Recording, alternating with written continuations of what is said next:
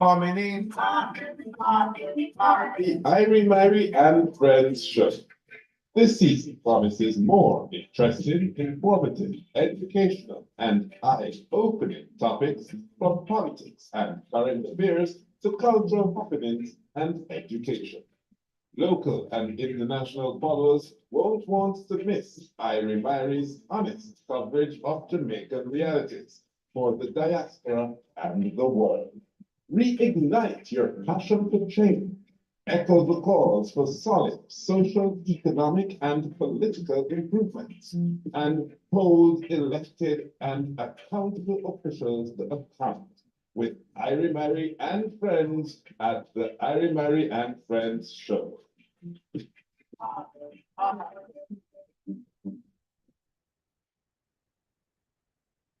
Good evening, each and everyone. Welcome to the Irie Myrie and Friends Show. We are coming to you live this evening via Facebook Live. This show is being streamed on the Irie Myrie and Friends Show page, Facebook group, Change in Action, YouTube, Irie Myrie, and X, formerly Twitter. Joining us this evening are my co-host Ralston Chamberlain, social media influencer and political blogger, Sean Barneswell, former mayor of the Mapen in Clarendon and councillor for the Hayes Division. Venetia Phillips, councillor for the Papine Division in the KSAMC. Keisha Hale, she's not here as yet, but I'll do that when she comes in. Michael Williams, who is also not here, Danny and Samuel, they're not here anyway. But this evening, we'll be taking a look at local government election 2024. What is at stake for the political parties and the Jamaican people?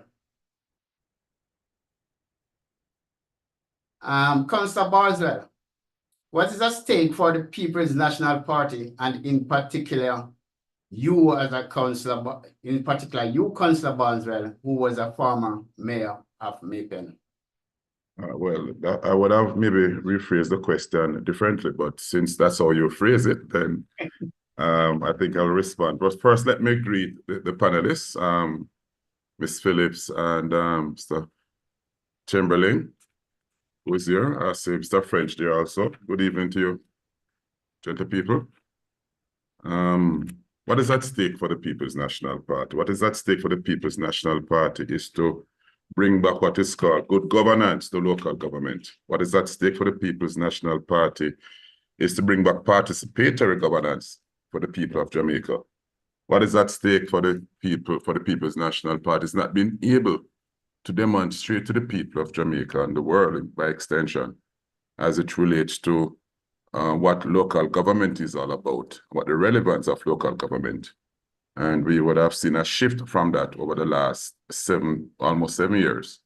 So that is at stake for the People's National Party, its ability to demonstrate to the people once again and to show to the people of Jamaica what the People's National Party brings to the table as it tends to represent Jamaica by extension.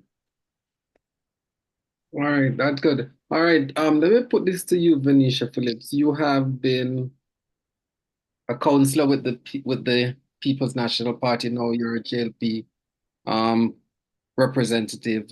Do you agree then with Mr. Barneswell that good governance, people's representation is lacking in terms of what the multiple councils that the JLP is in charge of? Are you agreeing with him that only the PNP can bring that back? Good evening. No, I don't agree to answer the question. I'm sorry? Are you able to hear me? Yeah, we are hearing you now. Are you able to hear me? Yes. Yes. Are you hearing me? Yes. Okay. So to answer your question in a nutshell, the answer is no, I don't agree with Cian Barneswell. The question though, for the Jamaica Labour Party, there's nothing at stake for the JLP because the JLP is not about power for party or individuals.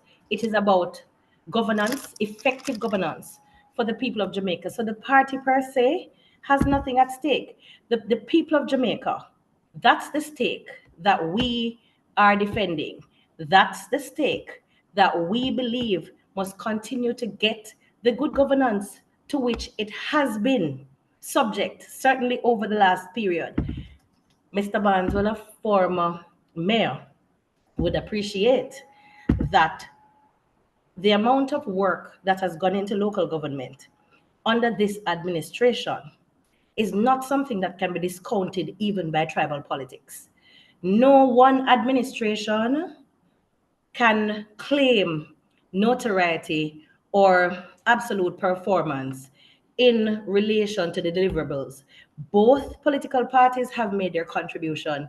There's an argument to be made for what primacy of place is given to.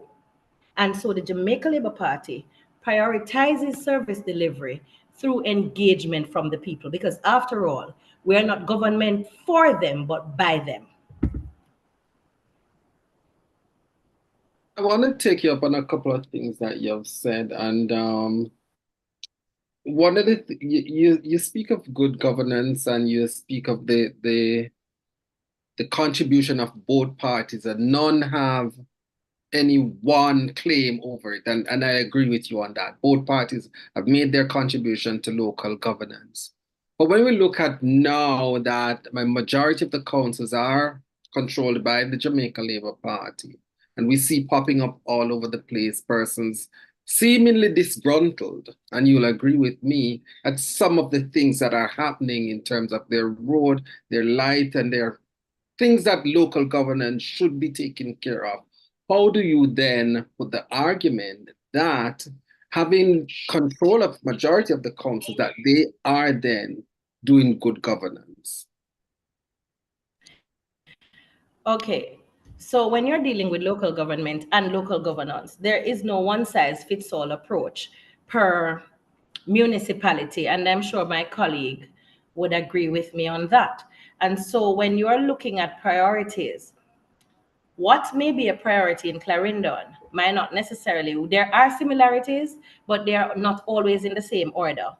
And so it is important to understand that expectations sometimes, right, are misplaced. And that is why consultation is really what ought to guide the local government representatives. And that is what has been consistent with the Jamaica Labour Party. You mentioned roads, things like lights and drains.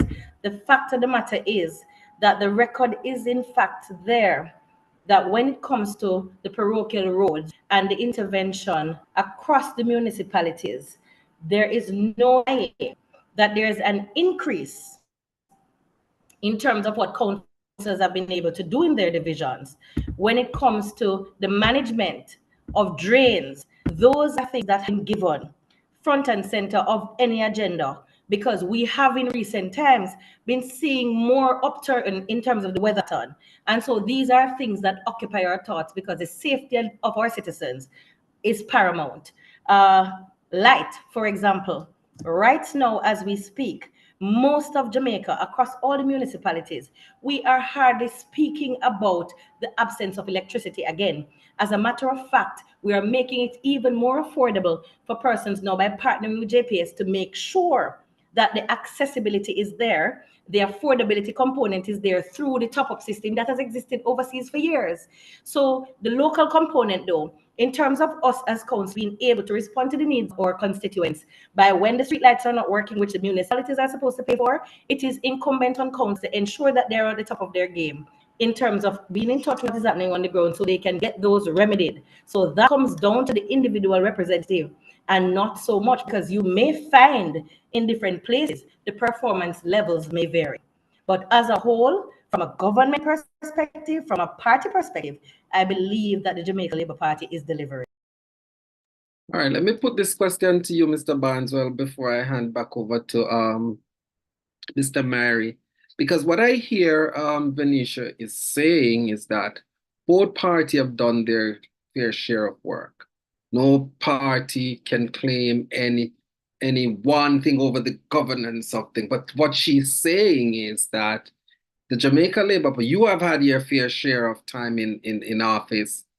You have done your work. However, when it comes on to governance and in terms of meeting with the people, doing the things that the people want, the JLP is the better party to do that. And so they are not worried. She's saying that there's nothing at stake for the party. And so let us know, let the listeners know, what is it that you are going to bring different? Because what people want to know is what is different that the PNP are going to come with that will convince them that this party that has so much control of so many of the municipalities are doing a poor job, one, or that they are not doing what the people are requiring of them.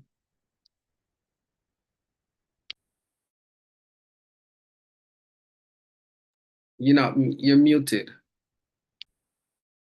Right, Ms. Willis made mention of some stuff, but there are disparity between the People's National Party and the Jamaica Labour Party. The People's National Party believes in local government. And I may just refresh her memory, which she would have maybe been aware. In 1983, after the JLP win that uncontested, unchallenged election, didn't win it, but was unopposed. The People's National Party didn't challenge that election in 83. That's not the election. In 86, the People's National Party won most, if not all, the municipal, at the time, parish councils.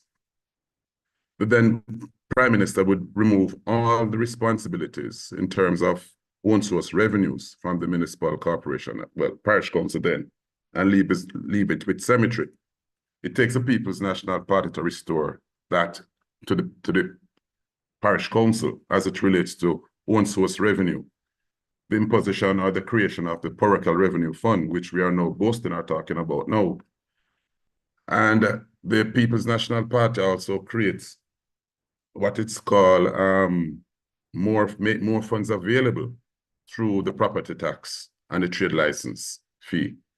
I remember in 1998 up to 2007, 2010, property tax was not an issue or an item for the municipal corporation until the People's National Party formed government at the municipal council level, where we now take into account property tax and importance of it.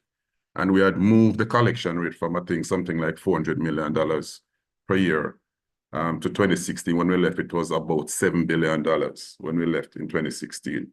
We were able to clear outstanding money owed to JPS. We were able to rehabilitate more roads. We had more money to do more infrastructure rehabilitation. Streetlights, as I said, we have not received any streetlights since 2019. And remember, property tax is used to pay for streetlights and do other amenities such as garbage collection, beautification, road rehabilitation. What the Jamaica Labour Party has failed to do, however, is to make sure that that parochial revenue fund that the municipal corporation depends on gets to the municipal corporation the last working day of each month, so that we could carry out our routine road maintenance and other routine works. To date, there are about 2 to 3 months of that funds that is not yet come to municipal corporation. When I checked today at the Finance Committee meeting, we are still due the November and the December parochial revenue fund. Now, with that being outstanding, it would prevent the local authorities to respond to the needs of the people. We would have seen we're having 3 years of torrential rainfall, which would have impacted on our community roads. To date, we have not received any money to do what is called flood damage roads.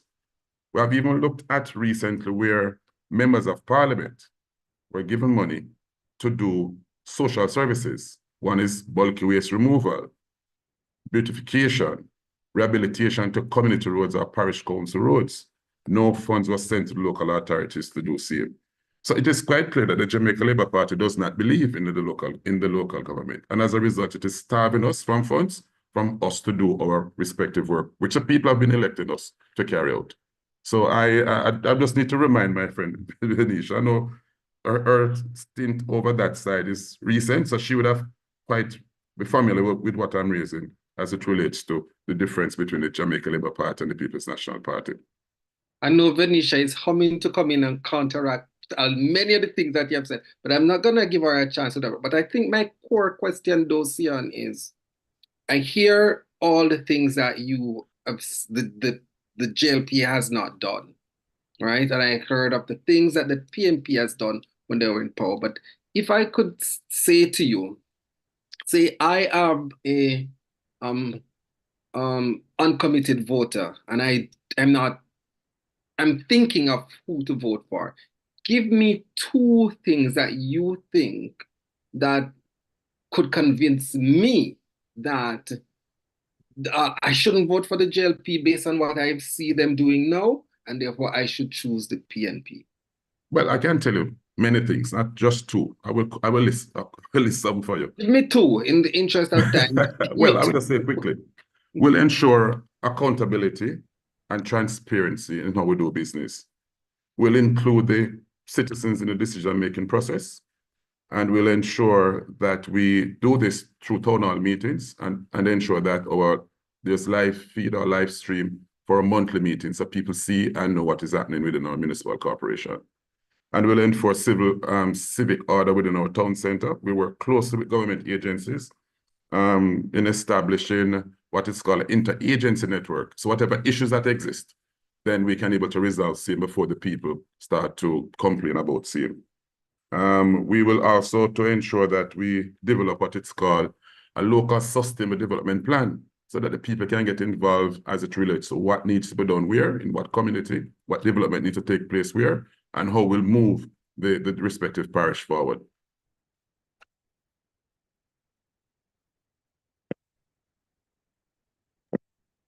You want me to continue? I'm sorry.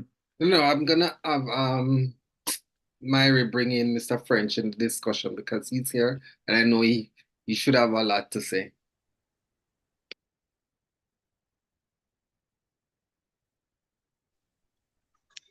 We're not hearing you. You're muted. Yeah, I was saying that Mr. French is the PNP candidate for the Alexandria division in Senton. Mr. French, what is it that you hope to bring to the division as you seek to represent the persons in that respective division? Good night,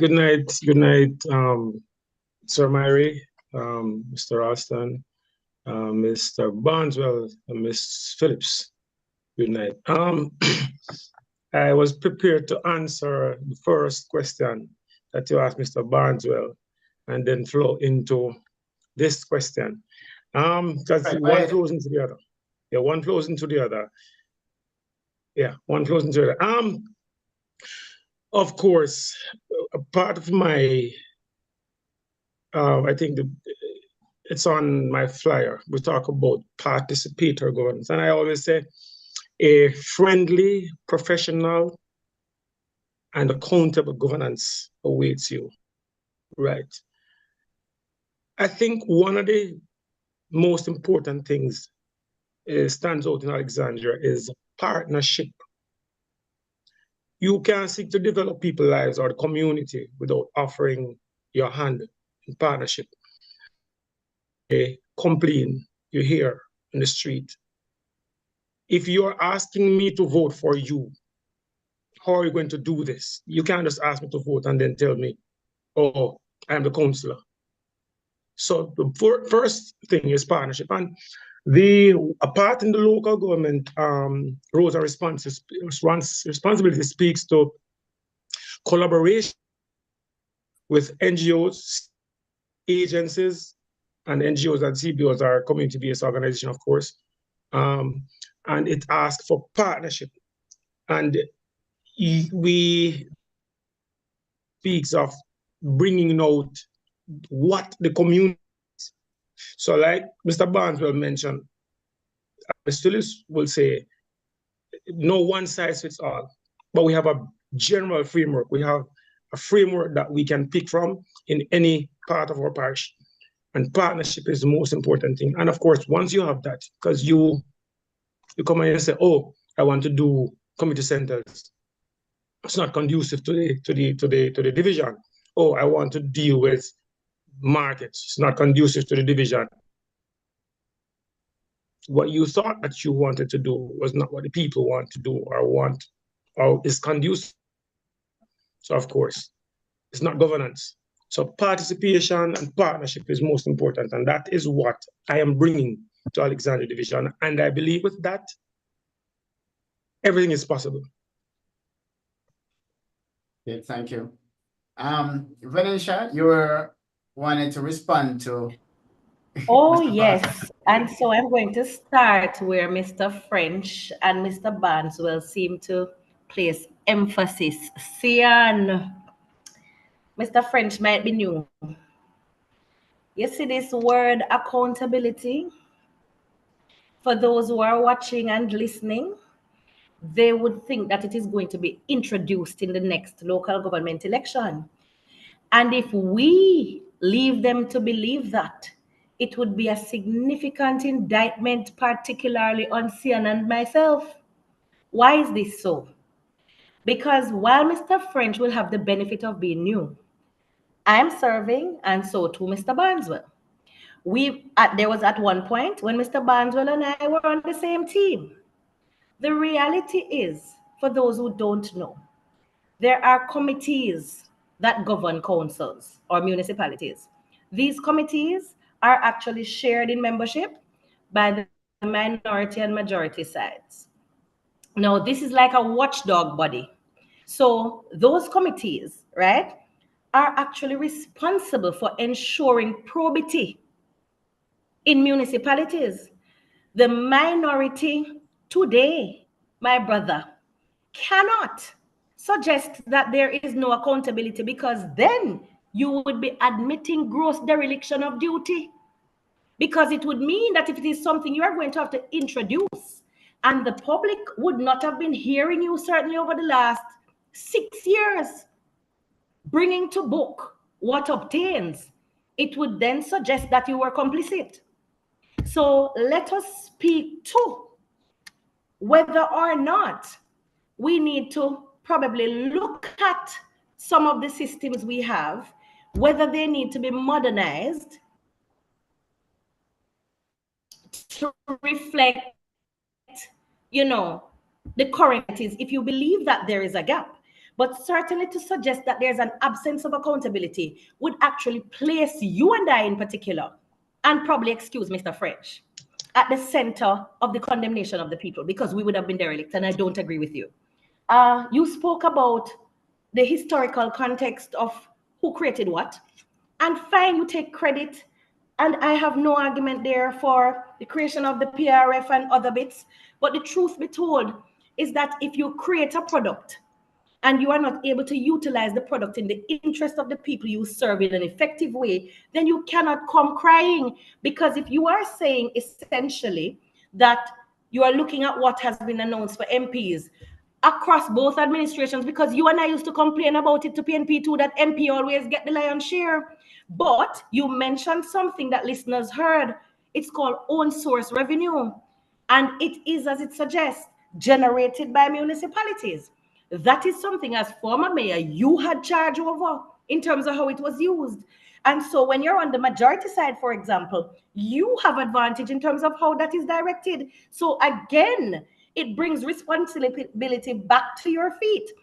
You talk about the slow pace at which sometimes the ministry sends down the parochial revenue fund.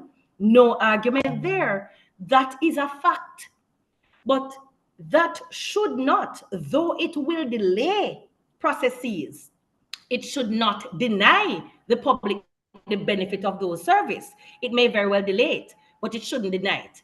And if we, you and I, were doing the engagement so that we can set example for Brother French who is coming, then we do not need a campaign to actually suggest to people that, you know what, councillors really should involve you in the process. That should be part of our mantra. So if it isn't as part of your game plan in terms of sustainability and consistency, then my brother, it suggests to me that you are dropping the ball. I want to take a job at you, Sian. I saw you on my TV the other day protesting using red tape to say a road shouldn't be done in the interest of your people, because labor must do it because of poor girl. You should have done it because you were the mayor and you had privilege, so you should have done it.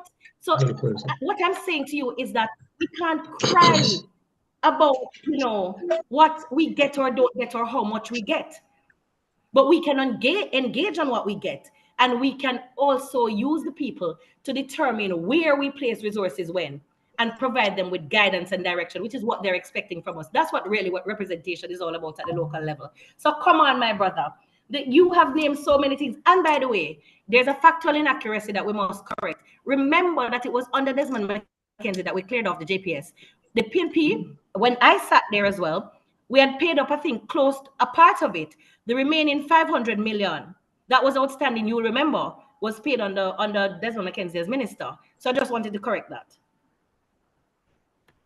That's time.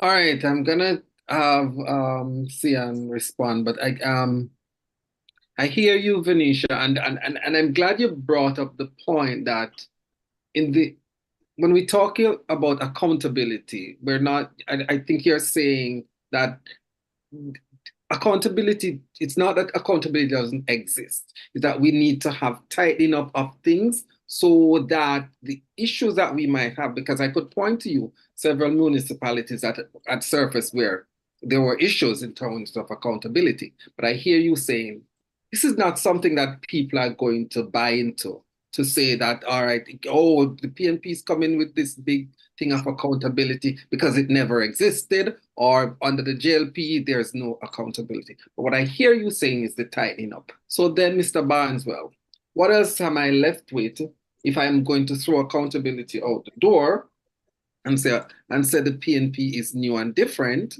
Because as far as I'm seeing, Ms. Phillips is rubbish in your actual claim of coming with accountability, because she's now putting your feet to the fire to say that that is what you, the council, both the minority and the majority, are charged to do. Well, again, there's this recent when I make mention of accountability, not necessarily has to do with state funding, but accountability, which I made mention of, is the recent development in Kingston and St. Andrew that is now the talking shop around, where the planning department of the Kingston and St. Andrew Municipal Corporation dropped the ball. That's the level of accountability I'm talking about. The development order, the development plans within the respective parishes. How could that slip through? 1 second, Mr. Barnes. Agree with me. So that's accountability I'm talking about. Just a second. No, yes. No. You will agree with me that this issue of what has taken place in terms of the planning department is not new, right? It's something it seemed to be before. It seemed to be popular with the Kingston and St. Andrew Municipal Corporation, and that is why the minority leader and the PNP councillors withdrew from attending the planning meeting based on what is happening there.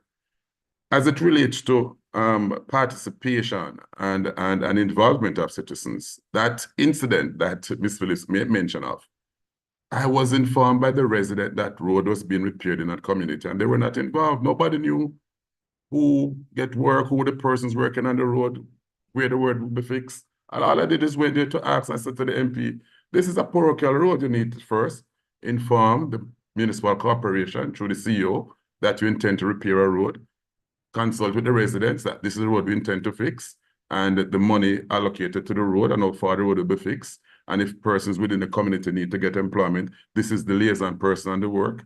And the municipal corporation now will send a supervisor to make sure that the road is properly fixed. All of that was not done. Now, if we're going to just allow any agencies just to come about and to do what they feel like to do, then that for me is a breach of protocol and a breach of good governance. The 3 strategic laws, and I must thank the People's National Party who bring this into law. I think it's February of 2016, sorry, which deals with the Local Governance Act, which deals with the Finance and Financial Management Act, which also deal with the Unified Service and Employment Act.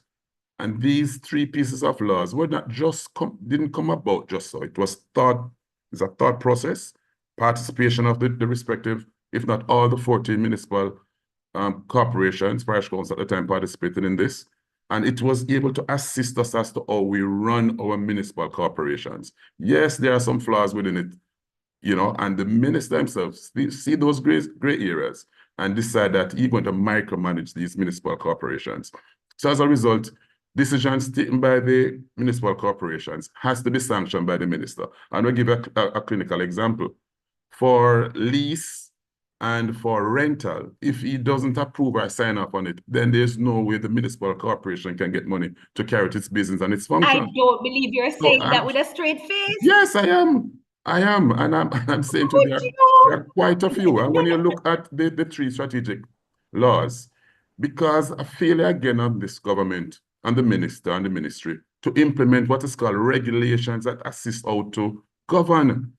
There's no regulation put in place. And to go further, they should have even do what it's called a review of the 3 strategic laws every 5 years. That has not been done. So as a result, the municipal corporations are just functioning and the advice of the minister, and not necessarily by the 3 strategic laws that should guide them as it relates to how they should carry out their roles and functions. Am I able to come in here, Mr. Moderator? Go ahead. Because it is important for us to, again, Sian, I'm going to start with that 3 strategic law business.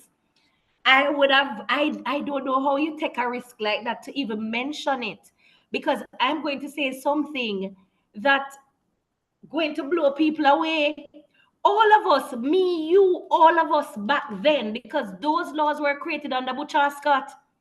Remember, there was revolt among PNP councillors back then, of which I was a part, because those 3 strategic laws gave nothing but power to the office of the minister.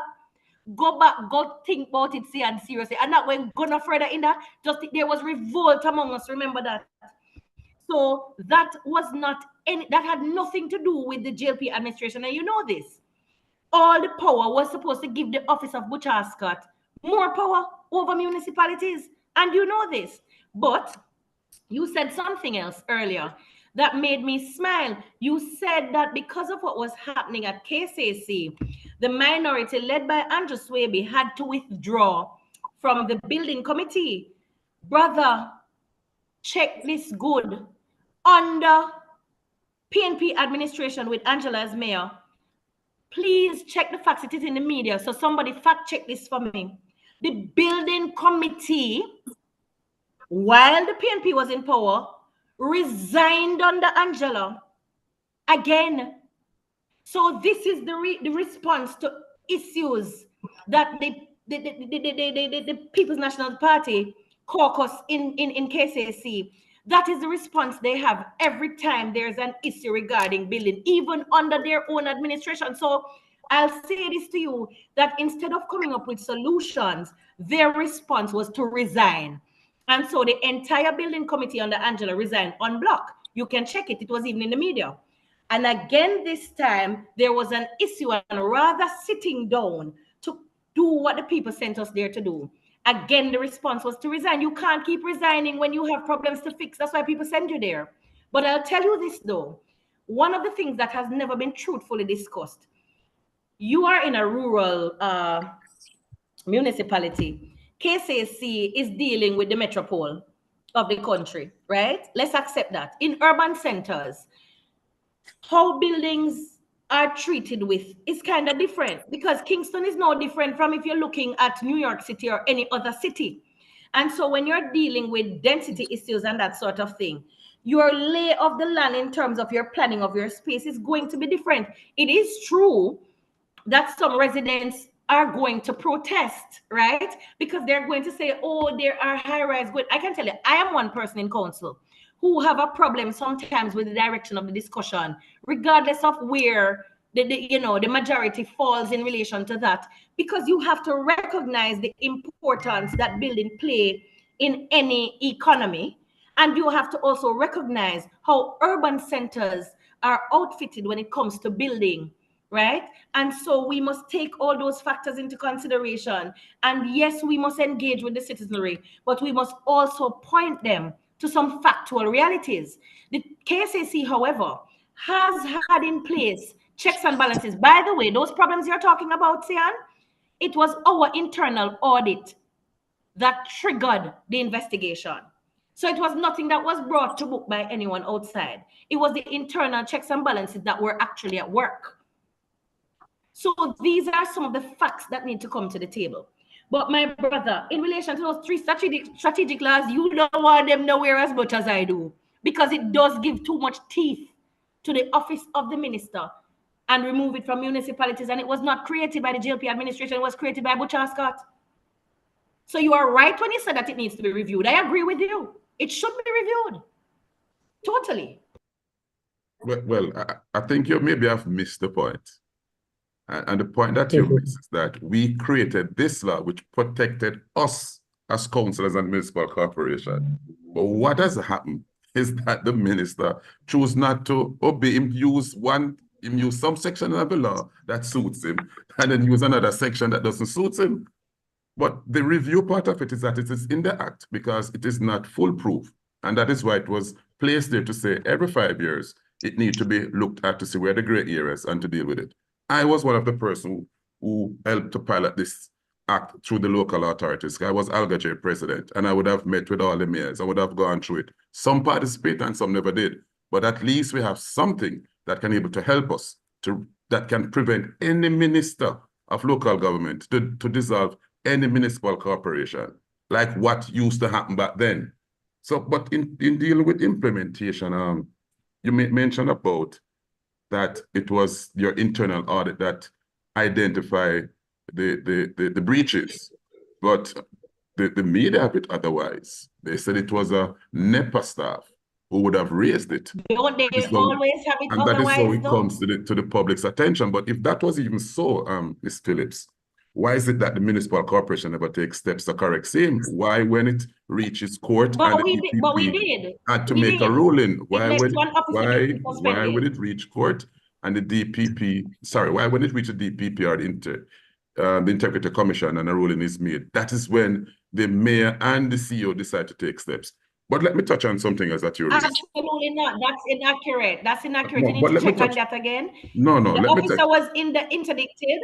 The officer was interdicted, but one, it shows, by the way, because we brought in a system where no single person could any longer, as obtained as I'm going there. Even under the former PNP administration. No, you stop me. No, wait, just stop me. Let me continue.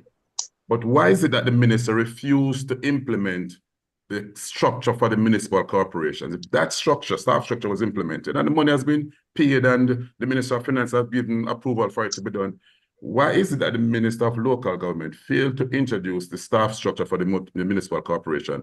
If that was done, we would have had adequate staff to manage and to man the planning department, adequate staff to be building officers, and we would never have these problems. But why is it that they failed to implement the structure so that the municipal corporation can function effectively? Or maybe you can't provide that answer, but I'm just trying to talk. You know, so one time we were not complainers and whiners. I'm disappointed, my brother, that you have become a complainer and a whiner, because you know what? At the end of the day, let's forget about PNP JLP for a second. But in governance, right, there are bureaucratic red tapes that I think the whole Jamaica will accept. But when people elect us, they elect us to find solutions. There are times when the system gets in the way of those solutions. But the truth be told is that you know that there can be strategic maneuvering that can allow us to function. I know Mr. French must be thinking, is this really coming into? Yes, Mr. French. When you go to whatever, can I just tell you this? In the municipalities, championing the cause of the people who send you there is something that is going to take grit. The truth be told is that everything is not always going to be peaches and plum, but they expect you to find solution and not complain about the absence of certain things. Because whether you were under PNP majority or a JLP majority, the truth be told is that you will not always have all the resources that you need. I don't think it's complaining. So you have to put your hand make fashion. I wouldn't use the word complain. I wouldn't use the word complain because I don't think my brother Cian Barnes. I think we're just saying this is where the areas are that needs tightening up. So it's not complaining. This is a good segue to bring you back in the discussion, Mr. French, because I heard you at the top of the discussion talking about participatory governance and partnership. How you as a new candidate coming in will achieve that? Because Listening here, Venetia talking about the things that you will have to confront. Here, Mr. Barneswell talking about the things that you'll have to confront. How are you now going, as a new candidate, going to navigate these ways, which is what Venetia is saying. How are you going to navigate these issues to get to the solution in order to say, yes, I've engaged in participatory governance and I've engaged in getting the people on board with me? Thank you very much. Mr. Barnes said it earlier. Town hall meeting is going to be one of those major ways to help people to understand that we're doing it together, right?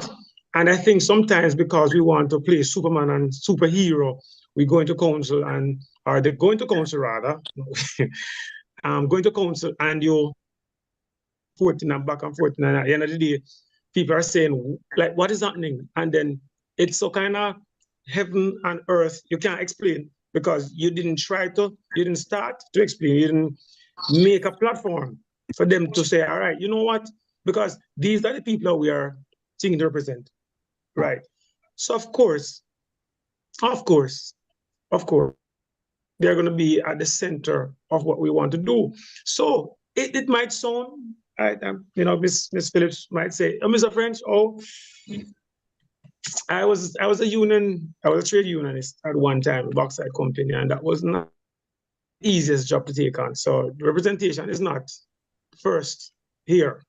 And I've been around since 2018, matter of fact, 2010, right, when I was the bauxite company. I kind of skipped out for a while, I wasn't here, and I come back.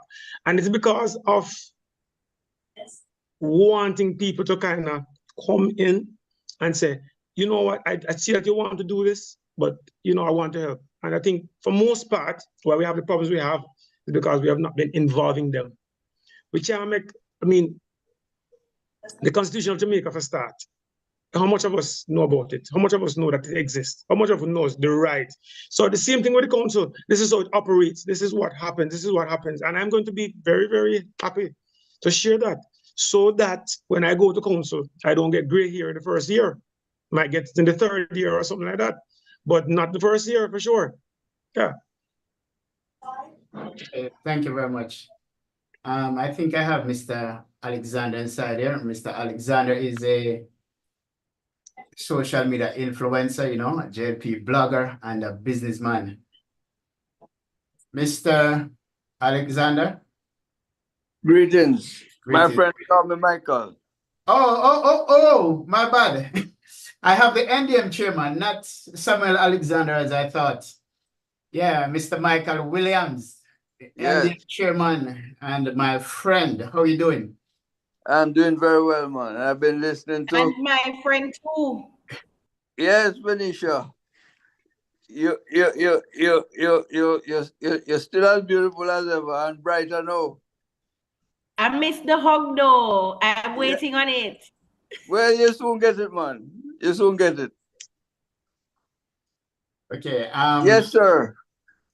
Well, I have been listening keenly to all the spokespersons so far, and what I've gained is that there's a lot of bureaucratic substance, but not a lot of substance when it comes to dealing with the people of Jamaica. I have heard what the JLP has been saying, and I believe that the JLP, although they have made numerous mistakes, at least they put a program on the table for us to look at. I have not seen or heard from either the spokespersons here tonight or the leader of the JLP, of the PNP, saying anything that will be substantial as a policy statement for the local government elections. I know that they plan to put out a policy document for the general elections, but nothing from the PNP for local government? What are their plans? What are the plans of their councillors? What is Mr. Barneswell's plan? What is Mr. French's plan? That is what you need to put on the table so the people in your division can say, listen, I like what Mr. Barneswell said, and I don't like what his opponent said. And judge from that. Because the NDM always want to be a people-based party and people-based solutions. We have already said, point blank, that every councillor have to live in them division and every MP have to live in them constituency. If you come from West Kingston, you have to live down there. Right? You can't be like Desmond Mackenzie and live somewhere else. Or Mr. Mark Golden will live up in a St. Andrew but representing South St. Andrew. You have to live in your constituency so you can feel what the people feeling. That is our position, right? And as far as MP is concerned, we don't want no MP to be nothing more than an MP. Can't be no minister. That is our stated position. And those are the things that we want as part of what is going to catapult the new Jamaica going forward. Because we can't live in the old time ways anymore. We have to use the old time ways as a guide to the present and the future. Can't live in the old time things no more. Old time politics done with. Young people want new ideas, new methods of education and training and upliftment. And until we get those things, Jamaica going to be the same way in a stagnant backwater. Right? And we don't hear nothing coming from the PNP of what they plan to do, either local or national. That is my first salvo. Okay, Mr. Williams, you said that we would like to have, or you would like to have the MPs living in their constituency. You know, what would you do with the councillors then? You know, are you trying The councillors must live in their division. The councillors must live in their division. You can't represent people and don't live where them live. Right? So that them can see you, them can see how you live. Yeah, but isn't it the councillor job, I would believe, to really take care of that levels and, you know, report to the MPs and stuff like that? That is our policy.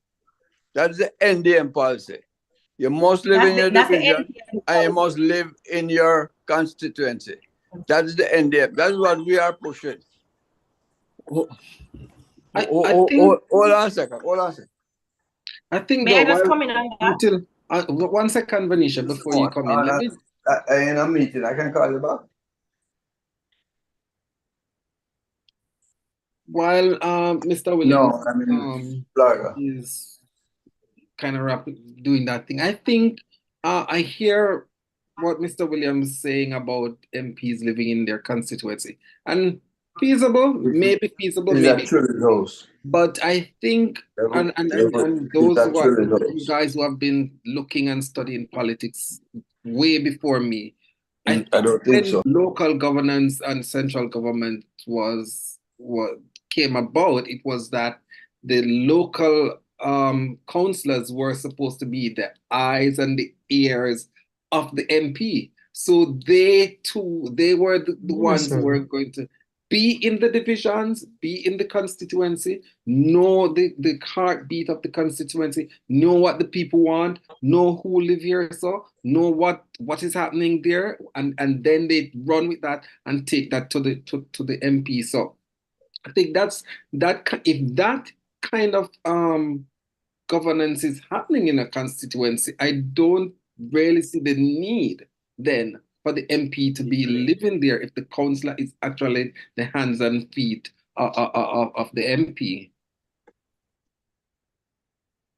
I think it has moved away from being just the hands and feet. I think you might want to capture it by saying that councillors are supposed to be the first point of contact for the citizens in the constituency. And because you are the first point of call and contact, you are more conversant usually, or you ought to be more conversant with the issues of that space.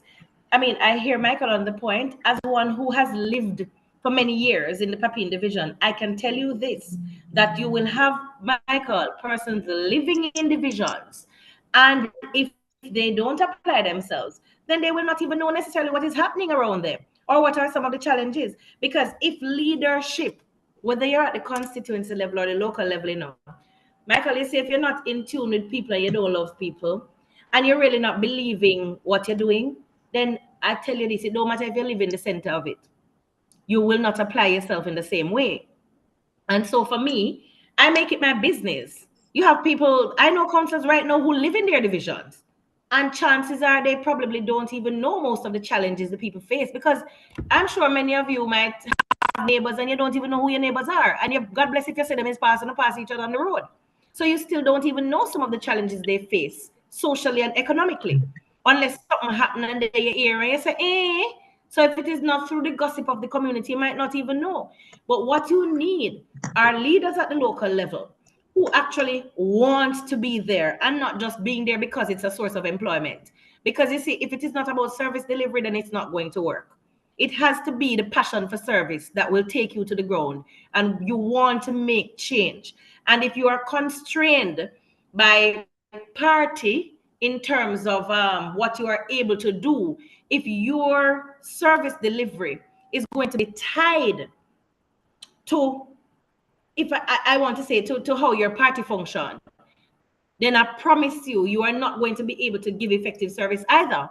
It has to be about the trust from the party given to you as the standard bearer to be able to stand and do right by the people in the division and to support the member of parliament to effectively develop and grow constituencies through the service that we give in division. Yes, we are the eyes and ears. We are the first point of call, but it is also important to understand that the role that you play through the municipality, you have a duty to make sure street lights work. You can't pass that off on MPs. You have a duty to make sure that potable water is in people's homes. You can't always pass that off on MPs because some of it is councillor business. A lot of Jamaicans don't know that they think they're about the local board of health is actually in the municipalities. A lot of people in Jamaica don't know that. And so even as Dr. Tufton drives the national agenda, the truth be told is that there's a role for the local representative as the key authority in terms of the local board of health. Our remit must be clear to the people of Jamaica so that they can hold us as councillors to account. Councillors must not hide behind it. We are to be out there doing the work. This is where shoulder to the wheel happen. It is a thankless job. All of us know that, right? So if it is not about service, then you are in the wrong field of play. And so, Michael, whether you live there or you don't live there, if you're not driven by passion and service, then you ought not to be there. And the Jamaica Labour Party has a field of candidates who are passionate, committed. Many of us are serving, and we are going to continue to give stellar service. We are not completely where we want to be, but I guarantee you that we are the better and best option to get all the divisions across this country to a place where people can be satisfied with the service delivery, certainly at the local level. Except Alexandria. If I may just jump in, what Mr. Williams said earlier, that he has not heard from us, but well, I'm not sure at what point he came on the program because we're responding to questions asked by the host. But if I may, I would just say to him that in my own estimation, as it relates to what the People's National Party has to offer, as it relates to rural development, the rural part of Jamaica is totally forgotten about by this government. So that is something the People's National Party will do. We will establish a relationship with UDC, because remember, UDC is responsible for development of the Montego Bay area and the Kingston metropolitan area. So we need to develop a relationship with UDC so that we can be able to use UDC as a partner to develop rural Jamaica. The local government, again, I believe, will be the leader or the leading agency in the whole rural development as it relates to road networks, as it relates to potable water, as it relates to agriculture. And agriculture is important because that is what drives local economic development in terms of providing employment, in terms of providing food security. And I think we have dropped the ball there. The Jamaica Labour Party has dropped the ball there. Because when they remove farm roads from the local government and give it to Ministry of Agriculture. It has now removed the local authorities that relates to how do we drive local governance. When we look at public sanitation, there again, the government will boast about how many garbage truck it purchased, but yet still there's cries of uncollected garbage around the different parishes and communities. So we're going to look at garbage separation. We're going to look at a more modernizing the whole collection of garbage, move it back to the local authorities, where it should have been as it relates to monitoring, and then leave the agency to deal with implementation, public education, enforcement, and stuff like that. We need to look at the whole public education also, as it relates to garbage separation. I think that is where the drive now need to come into being, get the public involved in it. So those are my quick thinking as it relates to our policy, as it relates to moving and driving local government. The word used by Venetia, red tape, bureaucracy, this seems to be the buzzword for the Jamaica Labour Party. You talk about we can't get this done because of the bureaucracy. We can't get that done because of bureaucracy. But yet still, things that are important to them, they get it passed through Parliament without any hindrances. So it goes back to say where the interest lies. And I will make mention of the thing as bureaucracy. The $150 million that will be going to members of Parliament to also fix community roads. And this money will be managed by the Constituency Development Fund. Ladies and gentlemen, I warn you, when that money goes to CDF, the municipal corporations will not have a role in it. The councils will have no say in it. And the MPs will just come without even having consultation with the citizen and decide which road they fix, and nobody will business with them. And that is something we need to be mindful of. And for me, that is a sign of corruption right there. Transparency and accountability. That's before you come in, Venetia, before you come in, I want Mr. French to take up Mr. Williams on the point that he made about not hearing what the PNP is coming with. And then I want you to adopt it and say, what is it that you are going to bring different to your division? What is it that you're going to sell to the people? Apart from participating, fine, we can have meeting. What is it that you're going to do to make life better for me in this division? You're seeking to represent me. You're gonna ask me what I want to hear. But what ideas are you coming with to say, okay, these are problems that I've identified and I want to work on these? What is it that you are going to bring to the table for the Alexandra division? Thank you very much. All right. It's so much, but I'm going to try to narrow it down. Number one, we have a serious problem as it relates to community centers. We firmly believe that social events are going to be taken away from general, I don't want to say crime or violence. I don't want, because that seems to be something that everybody, but from time to time we have disturbance in our communities, and we see that when we have social programs.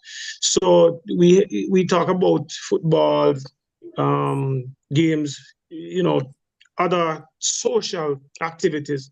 Now, training of our young people is very, very important. I remember when Keith Walford was a member of Parliament, he introduced at the don't know if you know this one, the approved school, the one that was gutted by fire, a training center.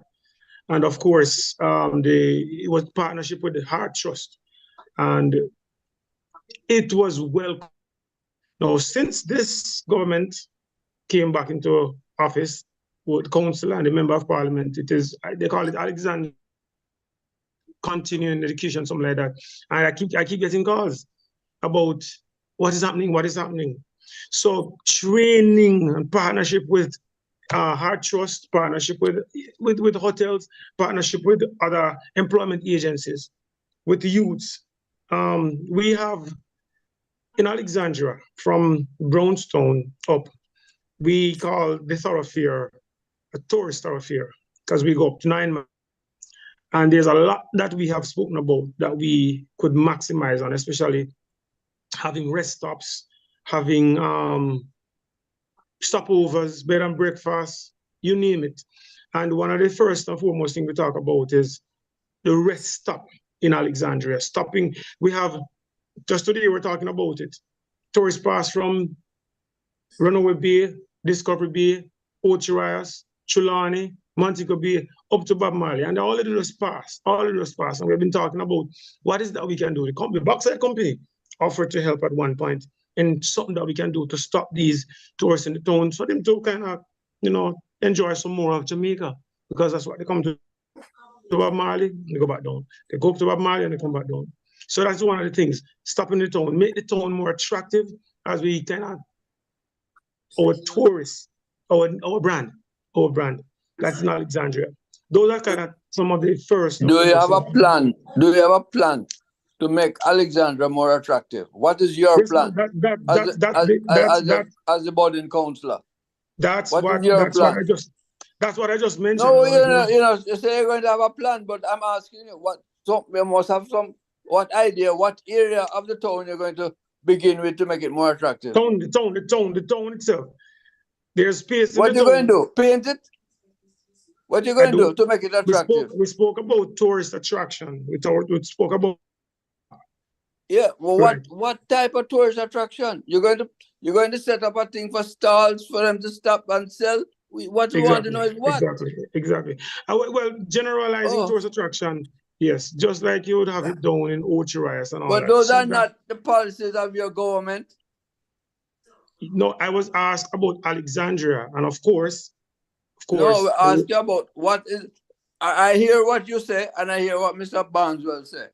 But none of those things, what Mr. Barneswell said, for instance, require an announcement by the party leader, Mark Golden, because him can't set up extraction and recycling and all them things without the input of central government. Yeah, but Mr. Williams asked the question what the People's National Party is putting forward. But that is not what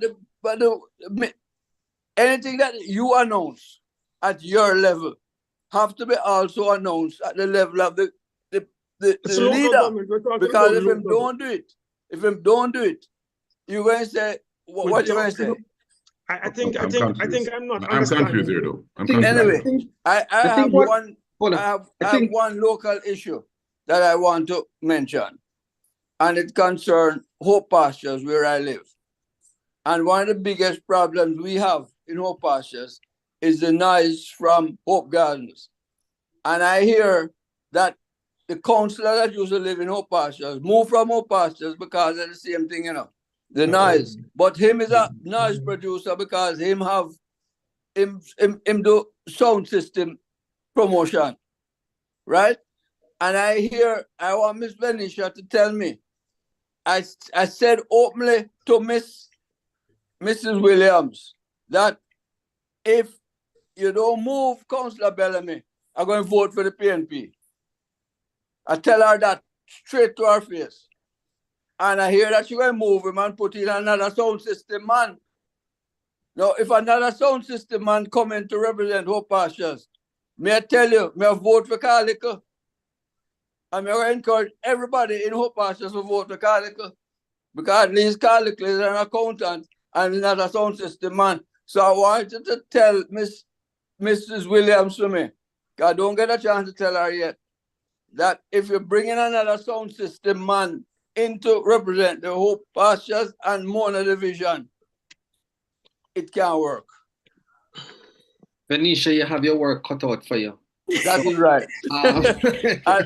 As soon as possible. I assure you the candidate for Mona is an awesome young man. I assure you, Michael, the candidate for Mona is an awesome young man, and I can vote for Justice. He's not a promoter. He's not a promoter.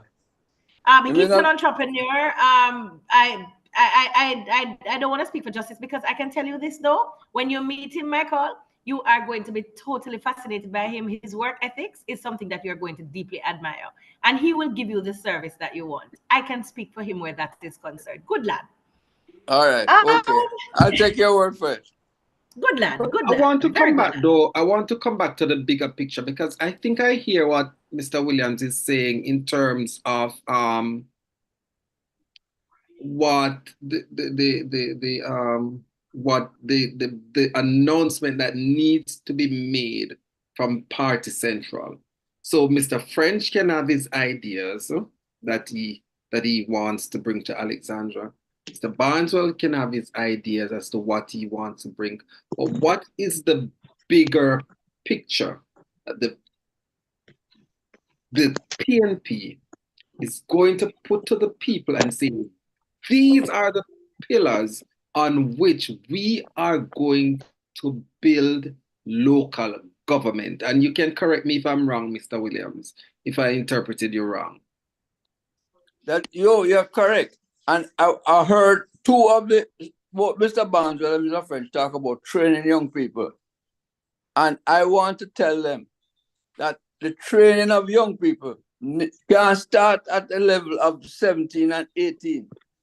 The training of young people have to start at early childhood level, because I remember I am old enough to remember Jamal. You know why Jamal failed, Mr. Barneswell and Mr. French?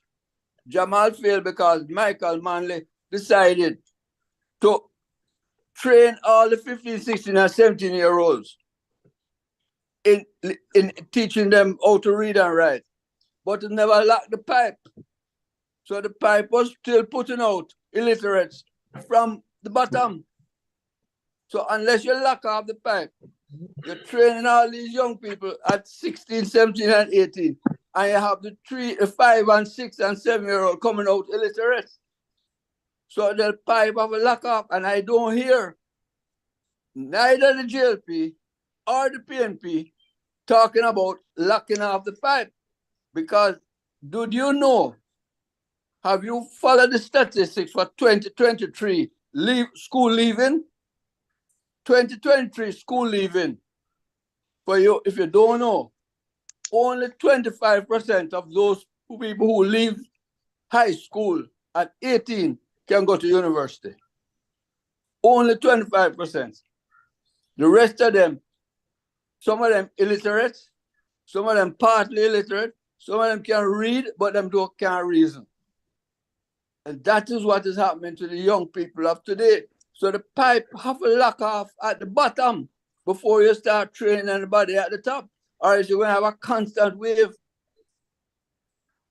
And that is where Michael Manley failed in Jamal, because he never start at the bottom, like, oh, him go to Cuba and him see something good going on, and don't know say Cuba start at 2.5 to train them children. You never catch that part of the lesson. So we have to start at 2.5 to train our children at early childhood level. We have to make early childhood compulsory in school. So go back and you tell Mr. Mark, right, that if him don't come with a policy to make early childhood education compulsory and find the money to do it, right, him going to be in the same bracket of having a whole heap of children coming out illiterate while I'm trying to train some. You can't train a person who do have no understanding of English. How are you going to train him? How are you going to train him? I don't know why yesterday Mr. Michael Manley failed with Jamal, because that was created. It wasn't a failed institution. It helped many persons in rural Jamaica to be able to read, see their name, and can sign beside it. So it's not a failed system. It's not a failed system. Well, all right, him get 25%. And just like what we get to know. And I must say that the leader of the opposition, Mr. Mark Bowley, speaks highly about and very vividly and clearly about the investment in early childhood education. I heard his speech. That Okay, is all he he said. All right. So I've heard it. So So if you have heard Specifically, it, him have to make it compulsory. well, You look here, the first man that spent $5 billion in early child education was a man named P.J. Patterson. And take it from Housing Trust. 5 billion. And you know where that 5 billion gonna go? It go in a Sammy mouth. It go in the ear. Not all was done. Nothing at all was done. $5 billion, the first money that them take from Housing Trust, went into smoke. I don't have the facts to defend it, but I doubt it very much. I doubt it very much because, as I said, went into education, so there would have been some benefits. But as it relates to pointing out what really happened, Yes, then I don't know if it would be now. We got $1 million. But we can always do the fact benefit check out and of get back to you. 5 We can billion. always do the fact check and get back to you with that. But Yes, sir, Mr. Host. you mentioned about places of amusement. You refer to the Oak Pastures and the Oak Gardens. And this is something the People's National Party has been looking at. When we were there in government, Damon Crawford, who was the then Minister of Tourism and Entertainment, met with all municipal corporation leadership, political leadership, that is, mayors. And we're looking at the place of amusement because this is a very lucrative industry. It brings, I think at the time, $5 billion to the industry at the time we were looking at it. And we realized there were challenges as it stands based on the place where these events are held. So we're looking at zoning. We're looking at where we can now have these parties to be held without creating nuisance to persons who maybe want to rest or go, or just need to have a peace of mind. But I realized that since 2020 and coming on now, that has been affected because of the policies of the Jamaica Labour Party. Venice would agree with me. We would have seen where community people use it as part of their livelihood to send their kids to school, to take care of their family. But they are restricted in doing that because of policies, again, of the Jamaica Labour Party. And I make reference to states of emergency. It has impacted on the community people in the sense of keeping their parties, despite what is happening in other places of the parish, but the entire parish was shut down and they couldn't have their events. It didn't only impact on those party promoters, but it's also own source revenue for the municipal corporations. The Clyde Parish Council depends on place of amusement as one of its main source of revenue. And we were affected in 2021, 2022, when we couldn't make any money from it. And as a result, it put the municipal corporation own source revenue in a deficit. But it's something we need to look at, place of amusement. We need something that, as I said, it's a revenue generating item, not only for the municipal corporation, but for community people. And it's something we need to have a conversation around and create a policy framework as to how it will be governed. Look forward to that. I noticed Ralston placed something on the table and it was never addressed. The other matter, sorry, Benisha, the other matter mentioned of is the local board of health. And this is something which the parish council, while being a part of it, but it's only something that we are told about. And I would take another example, the dengue outbreak. During our time, and Venetia can also remember this because she's very much young, so her brain and memory is still sharp. Whenever dengue outbreak, when Fenton Ferguson was the Minister of Health, what we did was to forge partnership with the local authorities to come up with strategies as to how we can be able to combat and minimize the spread of dengue. With this administration, the municipal corporation totally left out. We are not asked to participate by getting local people to get involved to do the necessary checks to make sure that the breeding sites are found and eradicated. No, but they totally forget that the municipal corporation is also part of the local board of health. During the whole COVID situation, we too were also left out in some decision-making process. And I'm saying that there's no way we can talk about having local governments at the center of their planning or what they have done to local government, when in truth and in fact is the opposite. So I just want to put that on the table. How can you though say that you were left out when you have a duty? It's because you probably weren't doing your duty, because certainly I can speak from KCC. Just to remind you that the kind of municipal corporation is a JLP-controlled municipal corporation. No, hold on a second. No. Because there's a committee called the Public Health Committee. I would hope that one obtains in Clarendon, because there's definitely one in Kingston and St. Andrew. And my experience, even while I was a member of the administration under which Angela Brownberg was mayor, the reality is that the Public Health Committee, like it did then, as it is doing now, would have taken charge at all times. And particularly when we came into COVID, where we were now under the GLP administration, what I can tell you is that that committee was more than active. It wasn't something where we were taking directives from the Ministry of Health. It was where we were partnering with the Ministry of Health. And so we triggered our local systems there in terms of the committee. Terry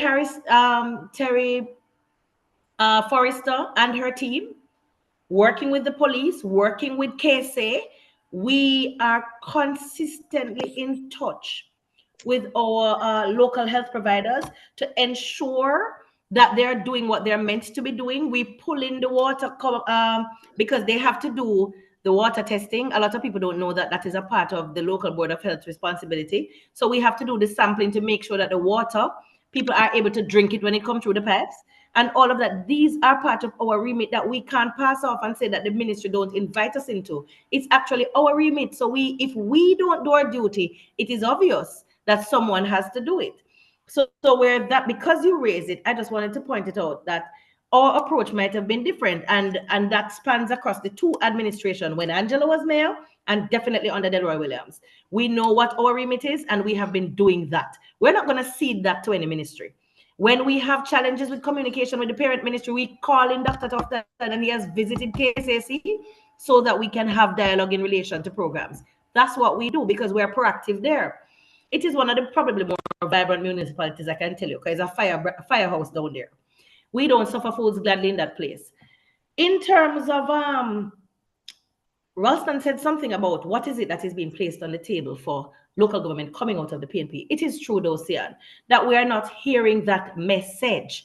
The truth is, whether the Prime Minister is speaking, whether Mayor Williams is speaking, even whether Minister Bartlett or Minister Grade is speaking, you hear about Kingston as a destination city.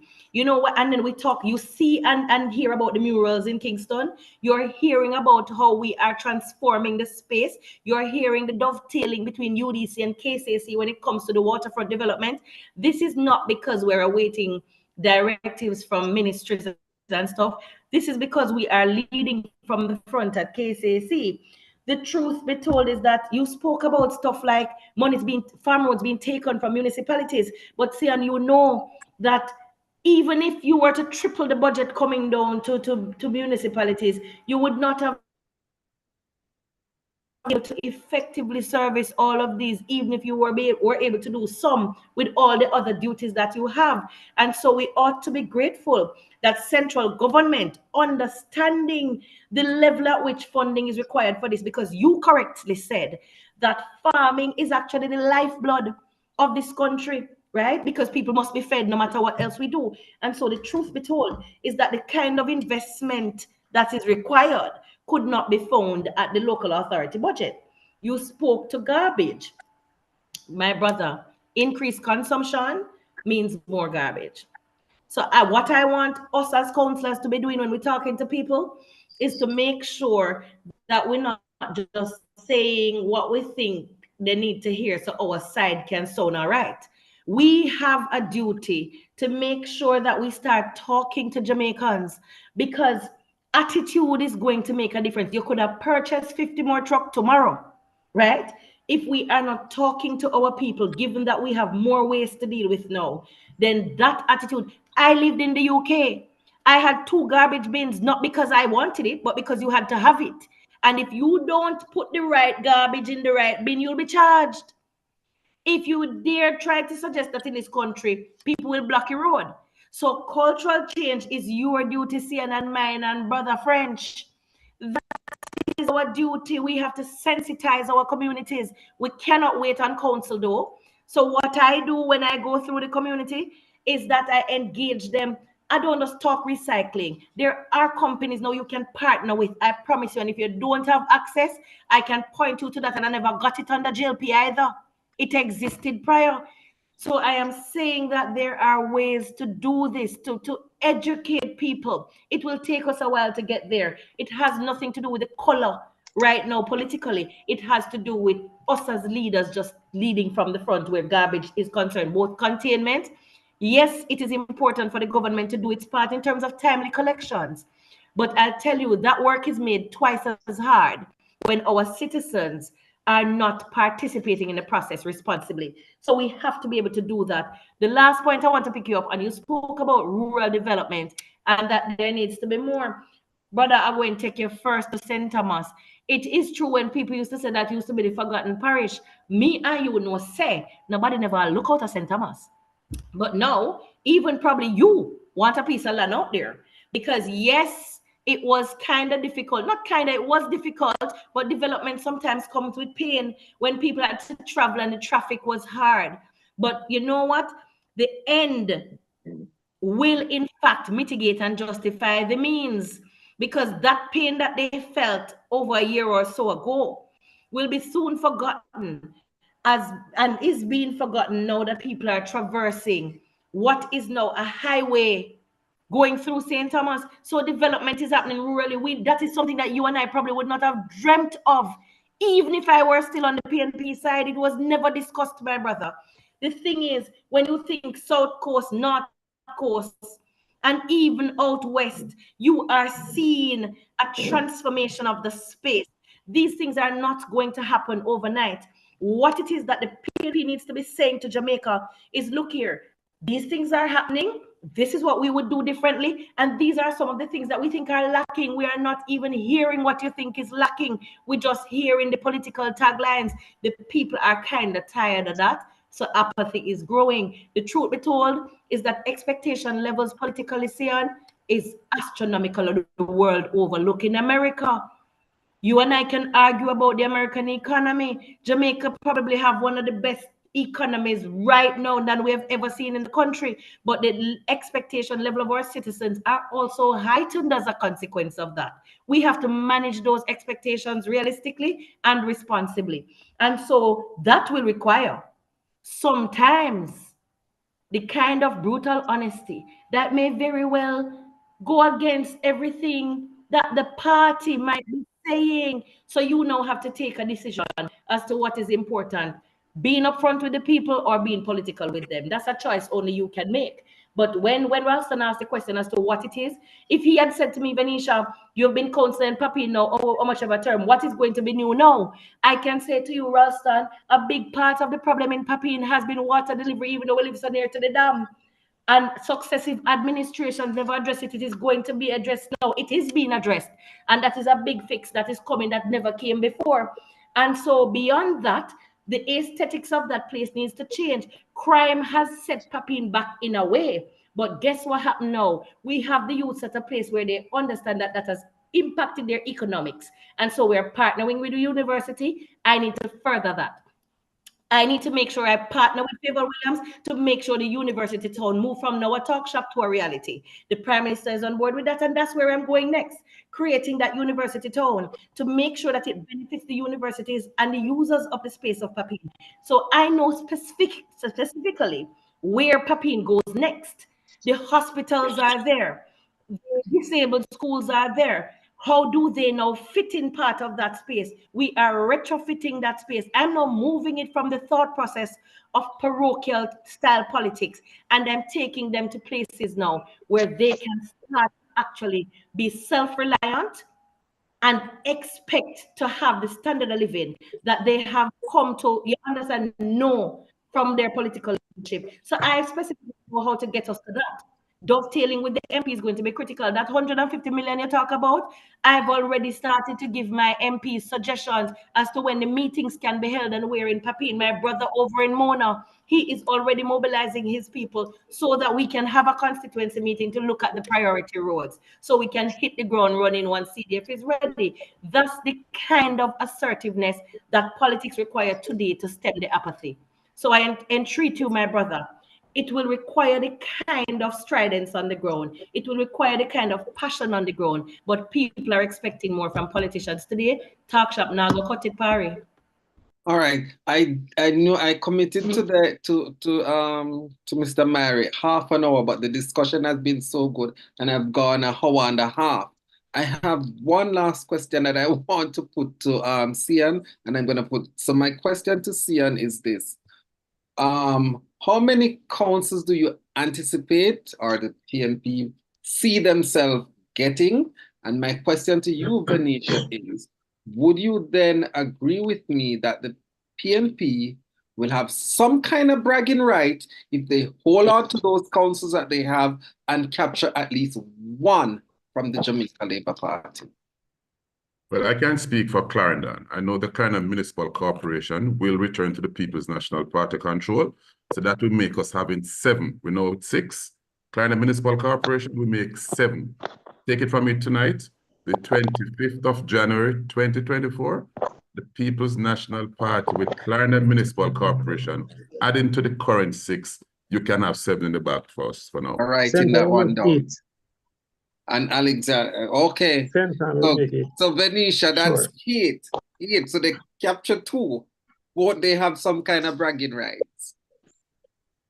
I am sure if they get one more counselor, not necessarily a council, then they would claim bragging rights. Because it is just like sports. If you win a race, you're going to cheer. But I assure you that the Jamaica Labour Party is ceding no council in any parish. And so we are now ready to say to the people of Jamaica, you know, let's take you places. We are tired, just like you are tired, of hearing what can be, what can be, what can be. We are ready and raring to do what needs to be done. All right, all right. I'm gonna take my leave. Thank you guys. It was a great discussion. And I'm gonna take you up back, Venetia, on that university Town. town in Town, Pepin, yes, because University I'm Town. from Pepin and I've been hearing about this for several years and nothing seemed to have been done. But we're gonna come back to it. Thank you guys. I really enjoyed the discussion. It's fruitful, but I think at the center of it, and Sian, you can agree with me, Mr. French can agree with me, and Venetia can agree with me, that at the center of these discussions must always be the interests of the people and how we move the people forward and make betterment for them. All right. I look forward to joining you guys again. Correct. Okay, thank you very Thanks much. for having me. All Good right. Thanks for having night, me. Have a good guys. night. Have a good night. Have a good night. Everybody have a good night. Take care. Okay, Take somebody care. came in a bit late. But Venetia, I did also want to ask you one question.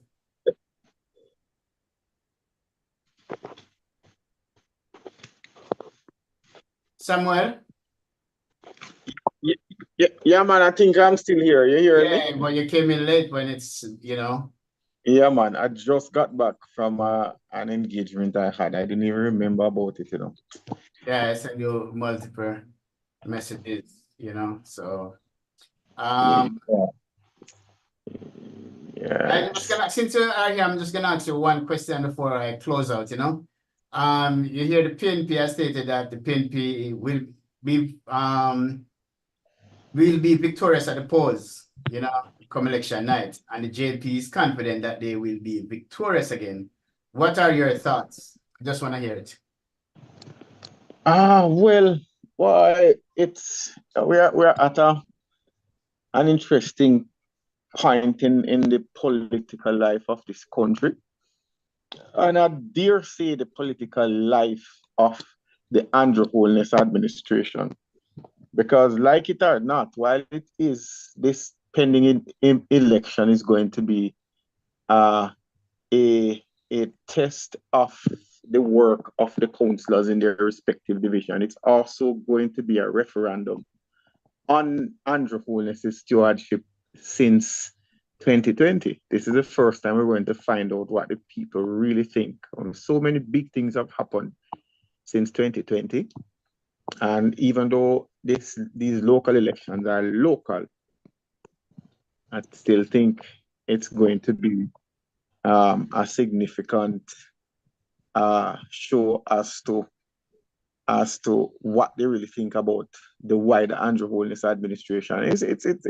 It's really up in the air now to see. I mean, the recent polls seem to be showing a tightening of the political race between the two political parties. And both parties have a lot to lose in this race. I mean, if the PNP was to lose this local government elections and lose it badly, then the tenure of Mark Golding as leader could be called into question. I'm pretty sure that he would not survive to the general election. And likewise, if the JLP was to lose, some questions now will be asked of the Andrew Holness administration at central government, and a lot of people probably will be getting a little bit nervous for the general elections that are expected to come in about a year or 6 months. So it's a lot is riding on this, and if the JLP comes out very well in this election, we could probably expect a quicker general election, and probably if it's as you were, I think we're not going to see the general until, let's say, another year and a half. So we have a lot riding on this for sure. Okay, thank you very much. Christopher, you have anything else you want to say? Pardon? Yeah, you have a final thoughts? I'm going to close out in a minute. Not really. I wanted to ask earlier, Mr. Michael Williams is the chairman of NDM, right? Mm-hmm. And of course, the political party, right? Okay. Yeah. Yeah, I was kind of taken aback with his line of questioning, because it's more like he wanted to know which are the two parties to vote for. So I was kind of taken aback with what he was asking. But not necessarily a final comment. It was a good program. Of course, I learned a lot, learned some more. Still holding the fort. And we believe that Jamaica is calling on the government to be accountable. So saying first that they're going to be holding the election on the eve of the general election, so we past due, and to be, for want of a better word, hiding from the people that they still have a lot of work to do. Yeah. Okay, thank you very much. Okay, the curtain comes down on another interesting and educational show. I use this opportunity to thank you all, my guests. They have left, some of them. So Venetia, Councillor Venetia Phillips, Councillor Sean Barneswell, Councillor Caretaker Christopher French, NDM Chairman Mr. Michael Williams, Samuel Alexander, late participant, and I want to thank you, the viewers, and the various platforms for supporting the Irie Myrie and Friends show. Thank you very much, and blessings. Blessings. Thank you much. Yeah, man. Good. Thank you.